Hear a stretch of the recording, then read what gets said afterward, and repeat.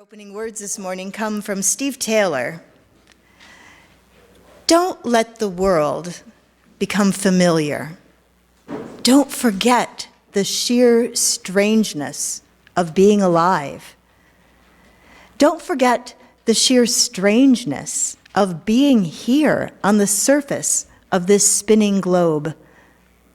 Don't forget the sheer strangeness of being this body that breathes and blinks and heals and grows, a miracle of precision and complexity. Don't forget the strangeness of seeming to be a ghostly self that lives inside your body, that has attached itself to your form, that seems to stare out from your eyes and can spin webs of logic, create alternate abstract worlds. Don't forget the sheer strangeness of this world of form where matter pulses with consciousness. It is a strangeness even stranger because it's not hostile or indifferent, but right and reassuring, somehow warm and welcoming, like a chaos that was always planned, a riddle that makes perfect sense, a cacophony of meaning, full of hidden harmony. May we find that cacophony of meaning. In the Christian calendar of holy days, today is the second Sunday of Advent, the time of waiting before the coming of the Prince of Peace. There are 4 candles in our Advent display on the fireplace. And that gives us 4 opportunities to wait, to pause, to wait for something to happen, something worth waiting for. Last Sunday, we lit the first candle, the prophecy candle, symbolizing the hope that is renewed each week as we come together, hope for a brighter tomorrow. Today, we will light a second candle, the Bethlehem candle, commemorating Mary and Joseph's journey, trusting that their needs would be met and all would be well. This candle symbolizes faith, which is inextricably bound to trust. To be faithful is to be both trusting and trustworthy. The season of Advent, we are recommitting ourselves to practices that reinforce our values and reflect our respect for the interdependent web of life. So Devin Southall and the Spirit Play team will share with us some ways that we can practice what we preach. So last week, we introduced the 7 R's of sustainability. They are rethink, refuse, reduce, reuse, repurpose, recycle, and rot. For the next few weeks, we were going to be focusing on recycling. Last week, we learned to never use plastic bags for your recyclables. Just put them in loose. This week, we are going to talk about categories of plastic. Recommendations is to sort by shape and characteristics first, not by the printed numbers. Our first group is plastic jugs and bottles with small top openings. These will be labeled number 1 or number 2.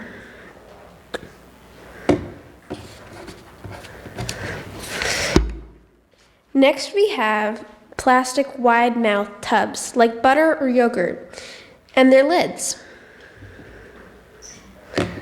Next up is crunchy plastic.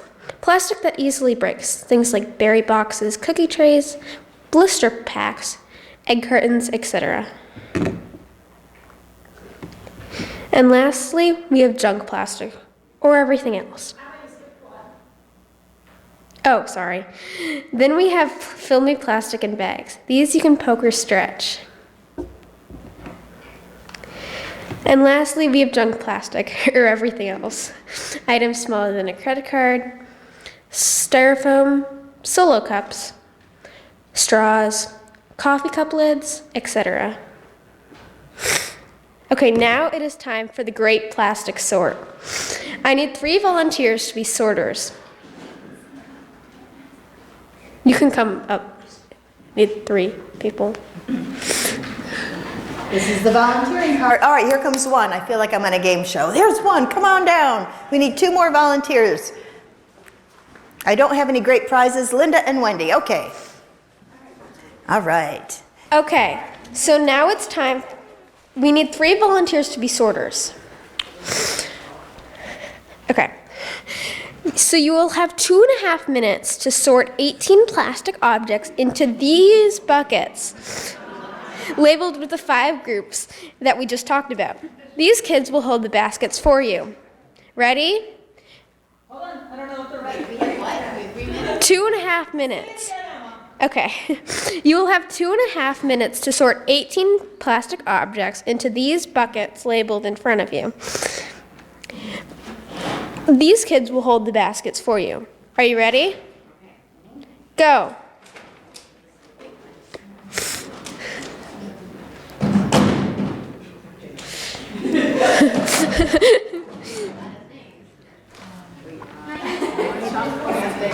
That has to go over here. Come over here.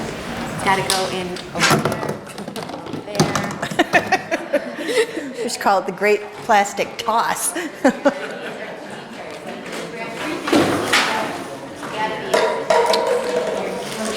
2 minutes. 2 minutes.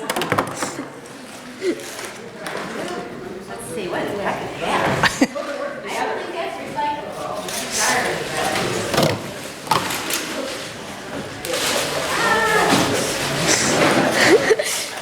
This is fine.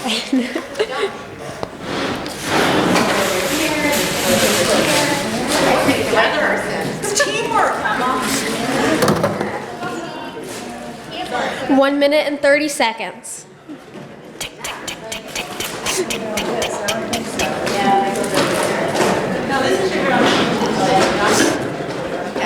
Mama, don't help. I'm not helping. Okay. Oh, look at this. Teamwork makes the dream work.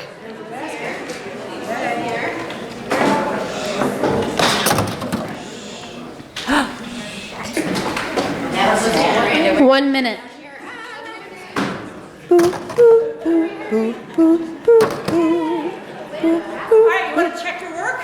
You got another minute. Oh, You have 50 seconds. that's a really good idea, checking your work. That one goes. Yeah, those are us.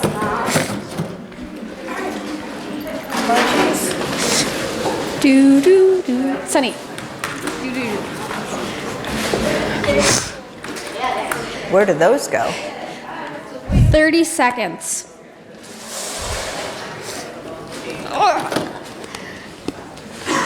25 seconds. That one? I don't know. 15 seconds. 14. 13. I'm here. All right, so our category here is small mouth plastic. Do we think all of this is small mouth? Does that look good? Oh, yeah, it does. It does. I actually think they did a great job. Yeah. I think this is all, and the caps are on. Yay! Yay! Hold on. No caps, let's The caps can stay on. They used to not, but now they can. All right. wide open. Well, it says and lids, so those are good. This is not. Let's go put that one in the junk. Junk plastic. Here was our trick.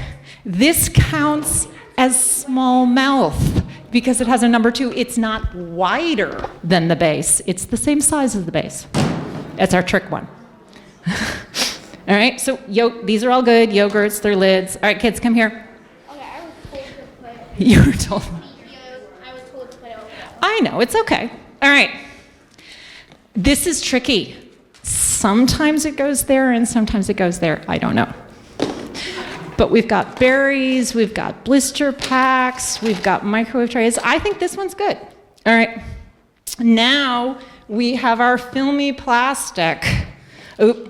We have a chip wrapper in the filmy plastic. We're going to put that one in the junk. Let's see. We've got those. That looks good. We got more bags. Oh, we got another chip wrapper in there. Let's see what else. We've got the wrappers. Chip bags are like they have different layers of tin foil, plastic, and more plastic. So Yeah. they can't be put in They can't go in the filmy recycling. plastic, but all the rest of this looks good. All right, and now we have our junk plastic. We've got styrofoam, yep, more styrofoam. Oh no, he's stealing our plastic. That's the only thing that's worth any money. Those are all our ones and twos. Those are all recycled domestically. They have never been part of the Chinese plastic crisis. That's all the rest of this stuff. All of those are recycled in the US or in Canada, and they're worth actually like 30 cents a pound versus the rest of this they have to pay to get rid of sometimes. All right, the rest of our garbage is our single-use cups, straws, plastic. It's all of our junk. Ta-da! This is a takeoff on Dickens' A Christmas Carol, which we will be presenting in 2 weeks during the morning service. Small commercial break for that. But this rewriting of The Ghost of Unitarian Christmas was written by Doug Mooder and published in UU World magazine about 11 years ago. And it's brilliant. And it's a way for us to learn more about our heritage and our impact in the world, because who doesn't like to have just a little bit of aren't we great? So today is going to be our Aren't We Great service. Here we go. In later months, when Ben, could that be short for Ebenezer?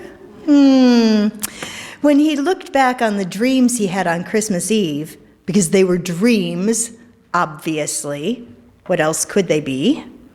He usually blamed them on the pressures of his job, the cuts, the downsizing, the constant need to do more with less. Except, once in a while, when he recalled them in more detail, he blamed himself and how insensitive he had been to the clerk at the discount store. It had been so out of character because he wasn't a rude person, really, most of the time. And he'd felt guilty about it almost immediately. Pressure, guilt, he knew that's where strange dreams came from. Occam's razor easily sliced up any more elaborate explanations. Ben hadn't even meant to be in the discount store, or any store for that matter. It was Christmas Eve, after all, a time when any sensible person stays safe in his house with a good book. He knew the streets would be full of people who were foolish enough to, 1, celebrate a holiday whose only real purpose was to sell the junk multinational corporations manufacture in China, and 2, put off buying their share of the junk until the last minute. Ben had no patience for large mobs of stupid people. But then his reading lamp bulb had burned out, and he couldn't find a spare anywhere. So there he was, parked on the grass at the extreme edge of the lot, then sonically assaulted by Jingle Bell Rock as he entered the Too Bright store. Then jostled by panicked shoppers looking for whatever can't-miss toy the store had sold out of 2 weeks ago. Bulbs, good, sensible, energy-efficient bulbs, not colored or flashing or suitable for the nose socket of a plastic reindeer. These bulbs were hard to find. Then he waited in an endless checkout line behind a woman whose 2 children wouldn't stop nagging for more and better presents. My neck is starting to get tight just thinking about being in that situation. And then, just when he thought the whole ordeal was almost over, the clerk, an obviously exhausted young woman with a fake smile on her face, had the gall to wish him Merry Christmas. That was the last straw. Christmas? He snapped. Did I say I was a Christian? Don't make assumptions about my religion. Happy Hanukkah, she ventured, but Ben just glared at her. Glad Yule? Something or other Kwanzaa? Ben made an articulate, dismissive noise that probably came out sounding like, bah! And then he went on the attack. Is there a law that says I have to celebrate something? Can't I just enjoy life? Why can't all you people just leave me alone? The fake smile stayed in place. Have a nice evening, she said weakly, probably knowing that she'd be fired if she responded in kind. Ben was starting to feel like a bully, but having come this far, he couldn't back down. He turned and stomped dramatically out of the store. What a jerk, said the next customer in line. But the clerk said nothing. Back at home, the bulb worked, but the Pickwick Papers didn't seem as interesting as he had expected. So Ben scrapped the idea of reading and tried going to bed early. That hardly ever worked, and he didn't think it was going to work tonight either. Every few minutes, he opened his eyes and surveyed the darkened room. Then, on the back of his eyelids, he saw an odd green glow. When he opened his eyes, he saw a shimmering, familiar shape. Marley, he said. Ben, long time no see, answered the shape. Marley and Ben had co-chaired the finance committee at their Unitarian Universalist church until the older man's fatal heart attack a few months before. Marley, Ben said in surprise, you're a ghost. Don't be stupid, Marley answered. There aren't any ghosts. You know that I'm something you ate. I skipped supper, Ben objected. Well then, that explains it. But Ben felt very wide awake now, and he hated to be condescended to. Marley, he argued, you're dead and translucent. The ghost looked down and shook his head. Can we just skip over this part and move things along, he asked. You have no idea how embarrassing this is for me. Ben shrugged, and Marley continued. This is one of those Christmas Eve visitations, so I'm supposed to deliver a message, you know the drill. 3 more ghosts, they teach you the true meaning of a Unitarian Christmas, yada, yada, yada. Got it? I guess, Ben answered. So are you a ghost full-time, or is this just a gig you pick up on Christmas? Things are tight. You take the jobs you can get, Marley answered. But he was already starting to fade. Love to chat, but I gotta go. Don't let them touch the endowment. The room was dark again. Weird, Ben commented to no one. But he was sure that in the bright light of day, he'd come up with a rational explanation, so he closed his eyes and tried to go back to sleep. When he opened them again, the room was brightly lit by the multiple candelabras, and a man in a dark Victorian suit stood at the foot of his bed. I am the ghost of Unitarian Christmases past, he announced. You're going to set off the smoke alarm, Ben said.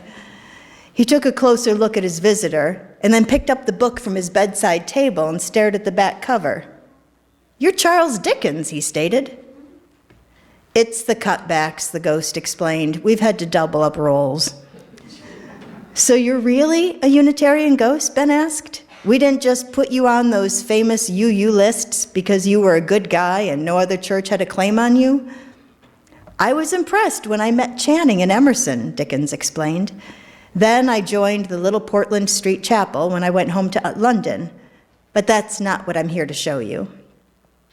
He snapped his fingers, and suddenly they were in a room full of people dressed in clothes that resembled the ghosts.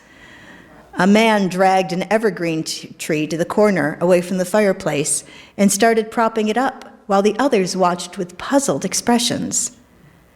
Unitarians didn't just inherit Christmas from the Orthodox Christian sect, the ghost explained. To a large extent, we invented it, or reinvented it. For years, the Orthodox didn't know what to do with Christmas. Easter was the big religious holiday. In England, Christmas looked more like Saturnalia than anything Christian. The actual caroling tradition was more like trick-or-treating than the way we picture it now. Rowdy mobs of the poor would stand outside the houses of the rich and intimidate them into offering food and drink. The Puritans hated the idea of Christmas so much that the Massachusetts Bay Colony would fine you for celebrating Christmas. Who are these people?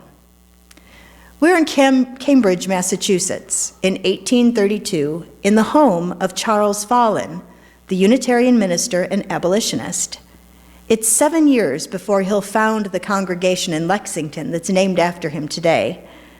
Right now, he's bringing a tradition from his native Germany to America. This is the first Christmas tree in New England.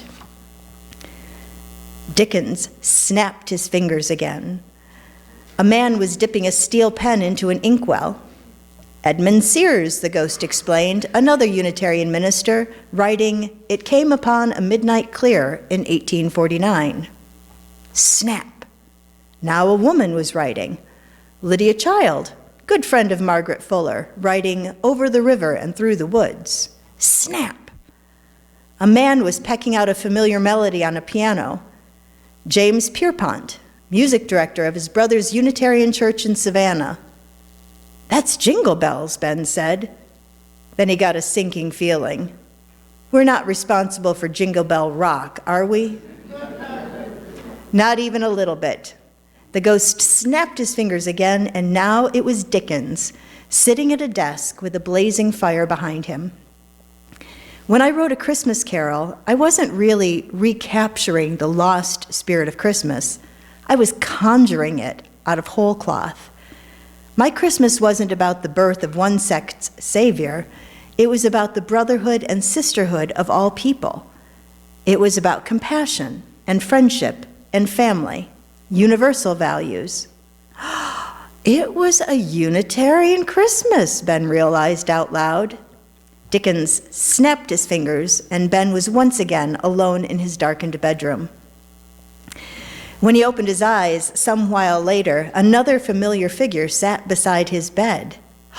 "I know you," Ben said excitedly. "You're the ghost of Unitarian Christmas present.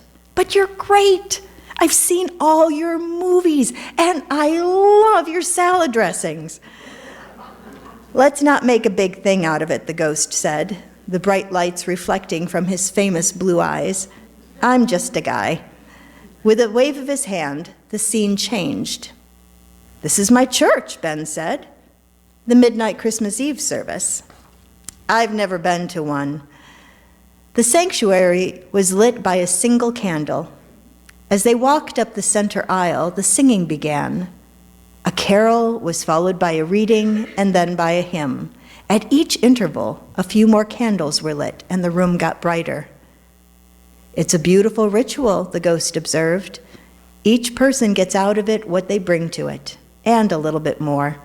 That's how community works." Gradually, the church got brighter. During the final song, the flame was passed from person to person until everyone held a lit candle. The ghost pointed to someone lighting his neighbor's candle. "This man is a UU Christian. The story of Jesus touches something deep in him. The fact that his fellow parishioners are here with him, listening to the story, singing the songs, it means the world to him." 2 pews up, an old woman supported herself with both arms while a girl of 8 held a songbook open. She's been coming to this service since she was a girl herself. In her mind, 5 generations are here, everyone from her grandmother to her granddaughter. "And some people wish they were here," the ghost continued, waving his hand, "but they can't be." The fluorescents of the discount store were harsh in comparison to the sanctuary's candlelight. The young clerk sighed over her cash drawer. "She's off by $4.83, the ghost said. "She's counted it 3 times. Reluctantly, the woman reached under the counter for her purse, found a 5, and made change for herself. On the strap of the purse was a flaming chalice pin. "She's a UU?" Ben asked. "You're surprised?" asked the ghost. "You think clerks are all fundamentalists of some kind?" "I didn't say that," Ben protested to no one. He was back in his bedroom, alone. The third ghost appeared almost immediately, its face and body hidden in a dark cloak. In a creepy voice, it announced, "I am the ghost of Christmas yet." "Marley?" Ben guessed. The cowl fell back to reveal a face. "It's the cutbacks," Marley said. "We've had to double up roles." "You're looking less green now. Can we get on with this?" He stamped his foot and they stood in front of Ben's church. It was dark. This is the future. I mean, it's a future, not the future. If it was the future, there wouldn't be any free will, which makes this whole exercise pointless. Ben started to comment, but Marley continued his spiel. In this future, the Unitarian Christmas, the Dickens Christmas, it's gone. Over. There are sectarian types who think society is fighting a war on Christmas and feel oppressed. There are mirror image radicals on the opposite side who resent having a sectarian holiday forced on them. And then there are the multinational corporations selling junk they make in China and running obnoxious ads to make people think they want it. That's the Christmas of this future, and it sucks. And some little part of that is your fault. Got it? Got it, Ben said. Sunlight was streaming through his bedroom window. Ben looked at the clock and realized that he could still make it to a small Christmas morning meditation service. Drinking coffee afterwards, he introduced himself to the clerk and apologized.